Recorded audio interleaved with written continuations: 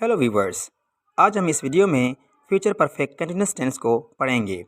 ये टेंस इतना आसान नहीं है, पर इस वीडियो में इस टेंस को आसान तरीके से मैं समझाने की पूरी कोशिश करूँगा। तो आपसे रिक्वेस्ट है कि आप इस वीडियो को मुकम्मल देखें ताकि आप इसको आसानी से समझ सकें। तो चलें शुरू करते हैं। सबसे पहले इस टेंस की डेफिनेशन को देखते हैं। An action that will have been going on for a certain period of time or before a particular event in the future is called future perfect continuous tense. एक ऐसा काम जो किसी ख़ास मुद्दत के लिए या मुस्तक़बिल में किसी ख़ास वाक़े से पहले जारी रहेगा, उसे हम ज़माना मुस्तक़बिल कामिल जारी कहते हैं।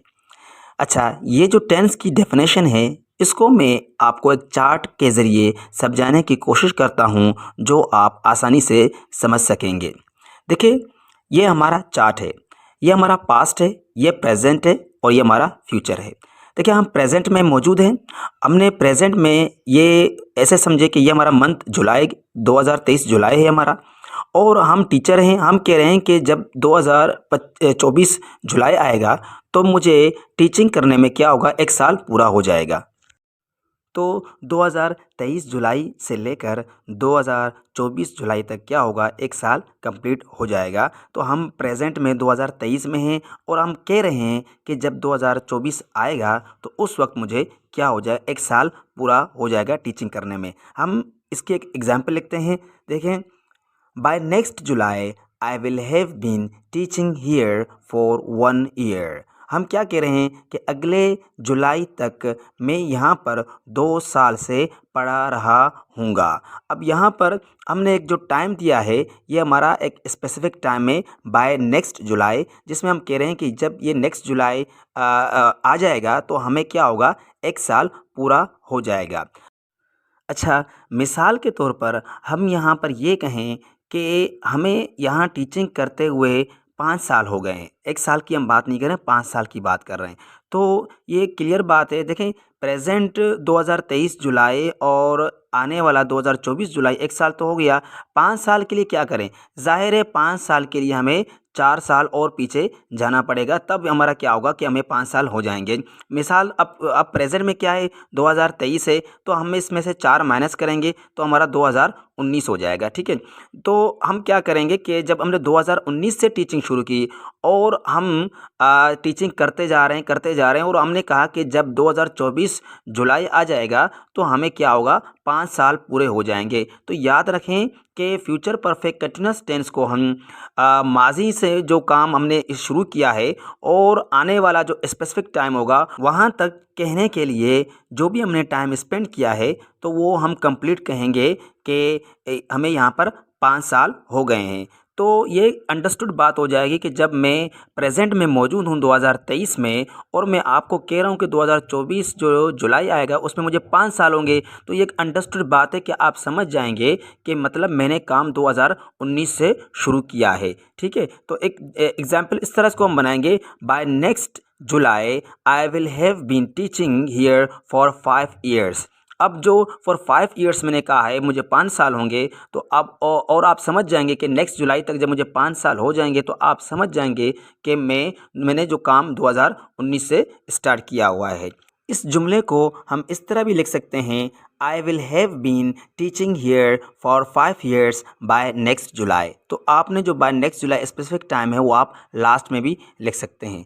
अच्छा, एक और बात मैं आपसे कहना चाहता हूँ। देखें, फ्यूचर परफेक्ट टेंस और फ्यूचर परफेक्ट कंटिन्यूस टेंस, आप फ्यूचर परफेक्ट कंटिन्यूस टेंस जो हम पढ़ रहे हैं, इसकी जगह पर हम फ्यूचर परफेक्ट टेंस भी लिख सकते हैं। मैंने फ्यूचर परफेक्ट टेंस का वीडियो अपलोड किया है, आप उस वीडियो को लाजमी देखें ताकि जो फ्यूचर परफेक्ट कंटिन्यूस टेंस है वो भी आप आसानी से समझ जाएंगे।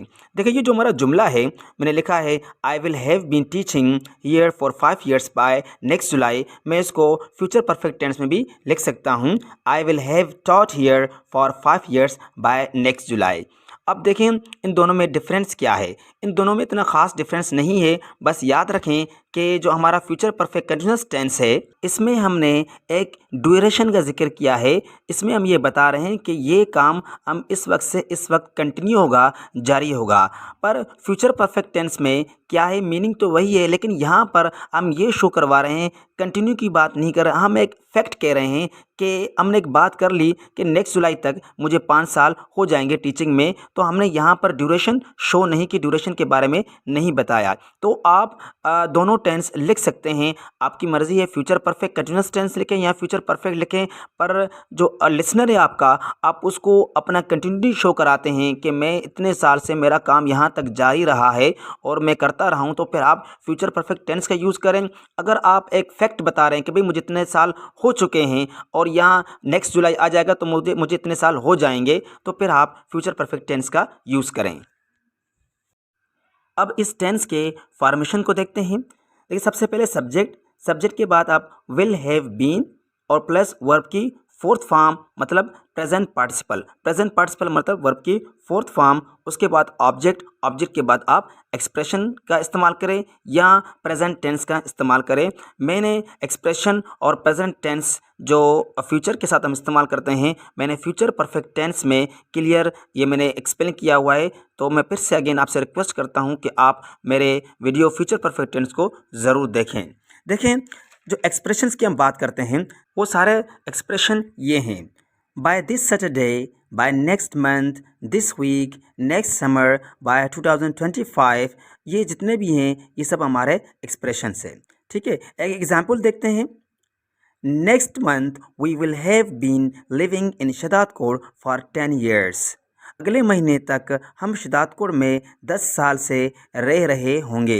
अब देखिए जब अगला महीना आएगा तो हम क्या कह रहे हैं कि हमें 10 साल पूरे हो जाएंगे और हम 10 साल कंटिन्यूटी को शो कर रहे हैं कि हम 10 साल से यहाँ पर लगातार कंटिन्यूसली रह रहे हैं। ठीक है, अच्छा देखिए मैंने आपसे जिक्र किया कि हम प्रेजेंट सिंपल टेंस का भी इस्तेमाल करते हैं।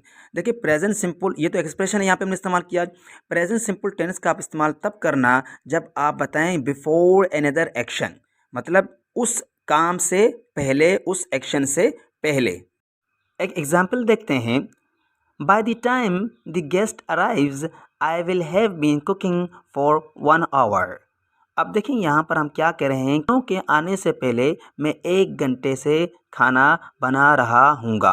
अब ये हमारा क्या है कि जो हमने bye the time the guest arrive हमने जो लिखा है ये हमारा प्रेजेंट सिंपल टेंस है, प्रेजेंट टेंस हमने यहाँ पर यूज़ किया है। तो ये क्या है, ये बिफोर अनदर एक्शन है, मतलब इस एक्शन से पहले हम ये काम 1 घंटे से कर रहे होंगे। तो आप एक्सप्रेशन का भी इस्तेमाल कर सकते हैं और टेंस का भी इस्तेमाल कर सकते हैं। फ़र्क ये होगा कि ये जो हमारा अनदर एक्शन होगा, दूसरा काम, उससे पहले जो हम काम कर रहे होंगे तो वो जो काम हमारा कंटिन्यू होगा उसका हम जिक्र करते हैं इसमें।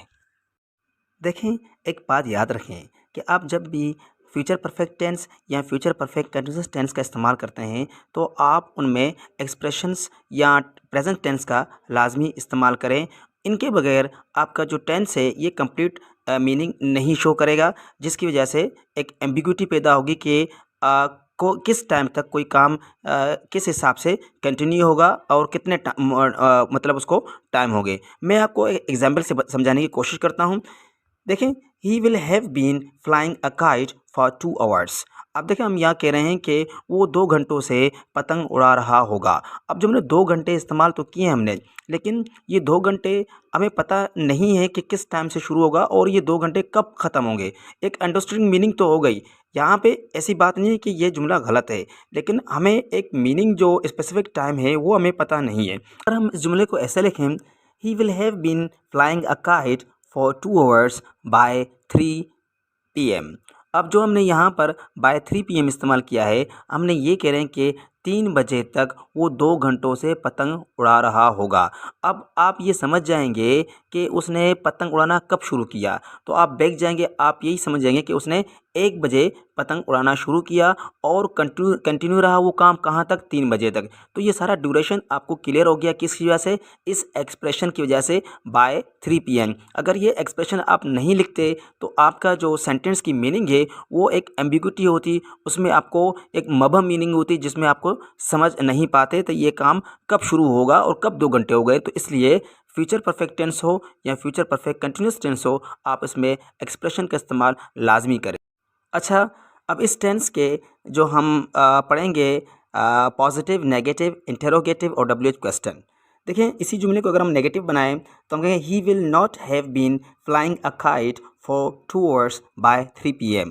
हम ये कह रहे हैं कि वो 3 बजे से लेकर 2 घंटे से पतंग नहीं उड़ा रहा होगा। मतलब हम ये कहना चाह रहे हैं कि 3 बजे से 2 घंटे नहीं होंगे, 4 बजे से 2 घंटे होंगे या 5 बजे से 2 घंटे होंगे। तो मतलब इस तरह की इसकी एक मीनिंग है, ठीक है। अच्छा, इसको इंट्रोगेटिव की कैसे बनेंगे, interrogative. Will he have been flying a kite for 2 hours by 3 PM।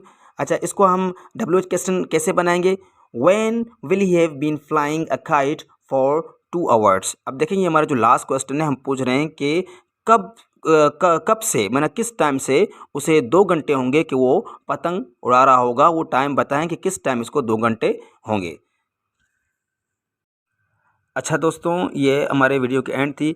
अगर आपको ये वीडियो पसंद आए तो आप इसको लाइक करें, कमेंट्स दें और अपने दोस्तों के साथ शेयर करें और मेरे चैनल को सब्सक्राइब करें ताकि मैं जो भी वीडियोस अपलोड करूं तो आपको वो नोटिफिकेशन भी मिले। और इस तरह हमने 12 टेंस की जो सीरीज़ है हमने कंप्लीट कर ली है। आप मेरे जो ना यूट्यूब चैनल में जाएँ, इंग्लिश विद यूनुस बलोच, वहाँ पर प्लेलिस्ट है, मैंने 12 टेंस की प्लेलिस्ट बनाई है, तो आप सारे वीडियोज़ यहाँ पे आप देख सकते हैं। तो इंशाल्लाह नेक्स्ट वीडियो के लिए भी वेट करें। टिल देन, अल्लाह हाफ़िज़, टेक केयर।